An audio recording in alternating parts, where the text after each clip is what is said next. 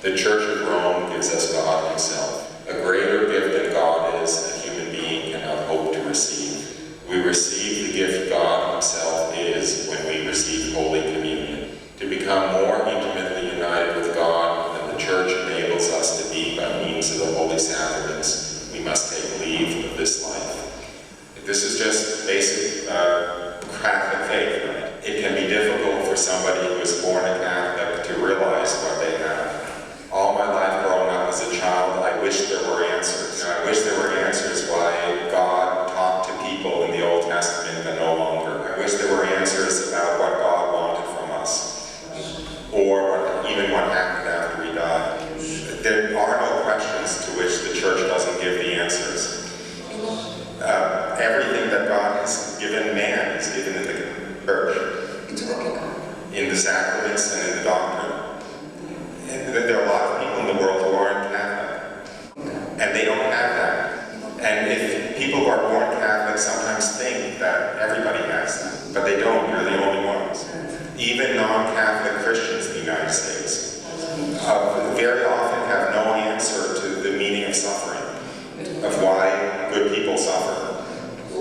It's the Catholic Church that has all the answers. And they're the questions that everyone in the world has, and everyone wants the answers to. So don't be selfish. When we get called to account before Jesus, we're going to see our whole life.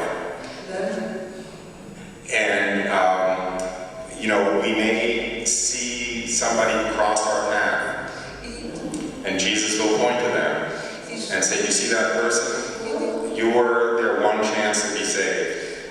I sent you to them to tell them the good news, and you were too shy, or you were afraid they would make fun of you, and you were their one chance. So we don't want that to happen to us. Let me read a few more quotes from other Jewish Catholics in my last few moments. One hero of mine, his name is Herman Cohen. He was a very great pianist in the 19th century. He was the protege of Franz Liszt. And at the age of 13, 14, he was playing piano concerts throughout Europe. He was very famous, had a lot of money. Kings and queens entertained him in their palaces. He fell into a very depraved life, alcohol and gambling and women. And one day he was invited to direct a choir in a church in Paris. And he did it just for the music. But it was a Sunday afternoon benediction service. And when the Blessed Sacrament was elevated in the monstrance, he felt himself forced to his knees, and he began weeping. And he knew that it was God, and he saw the horribleness of his sin. And he had instant conversion. He became a Carmelite monk and priest. When he became a Carmelite, he took the name Father Augustine Marie of the Most Blessed Sacrament. And when he became a priest, he took a vow never to preach without praising the Blessed Sacrament. He went through all the capitals of Europe where he used to play music, preaching and setting up adoration chapels. So let me read a few words from one of his sermons. I have traveled throughout the world, I have loved the world. I have learned one thing about the world, you don't find happiness there. Dear God, was there anywhere I failed to seek happiness? How can one explain this mystery? For human beings are made for happiness. The mystery is that most people don't know in what happiness consists. Being happy in Jesus Christ, the only possible happiness, is not love.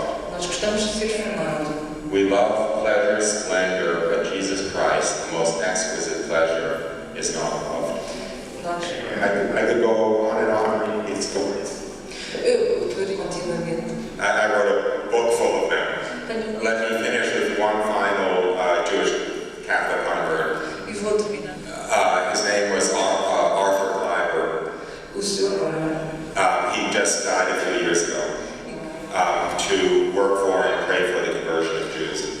So let me just close with his words, which are also my own. My baptism was followed by an intense interior joy which defies description. A Jew who has become a Christian loves his people more than ever.